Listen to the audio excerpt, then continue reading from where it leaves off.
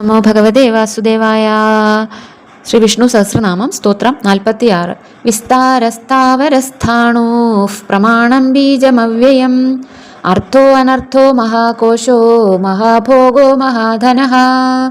എത്ര വേണമെങ്കിലും വർദ്ധിപ്പിക്കാൻ സാധിക്കുന്നതുകൊണ്ട് വിസ്താരഃ എന്നും ഒരുപോലെ സ്ഥിതി ചെയ്യുന്നു എന്നതുകൊണ്ട് സ്ഥാവരസ്ഥാണുഹു.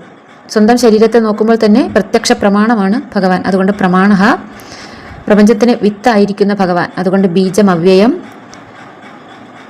എല്ലാവരാലും അർത്ഥിക്കപ്പെടുന്ന ഭഗവാൻ. അതുകൊണ്ട് അർത്ഥഃ, ഭഗവാന് ആരോടെങ്കിലും എന്തെങ്കിലും പ്രാർത്ഥിക്കേണ്ടതായിട്ട് ഇല്ല. അതുകൊണ്ട് അനർത്ഥഃ, അന്നമയ കോശം, പ്രാണമയ കോശം, മനോമയ കോശം, വിജ്ഞാനമയ കോശം, ആനന്ദമയ കോശം, ഇങ്ങനെ എല്ലാം കഴിഞ്ഞ് അന്വേഷിക്കുമ്പോഴാണ് ഭഗവത് ചൈതന്യം മനസ്സിലാവുക. അതുകൊണ്ട് മഹാകോശക, പരമാനന്ദ സൗഖ്യത്തെ അനുഭവിക്കുന്ന ഭഗവാൻ. അതുകൊണ്ട് മഹാഭോഗ, എല്ലാ ധനങ്ങളും കയ്യിലുള്ള ഭഗവാൻ അർഹതയ്ക്കനുസരിച്ചാണ് നമുക്ക് തരുന്നത്. അതുകൊണ്ട് മഹാധനഃ.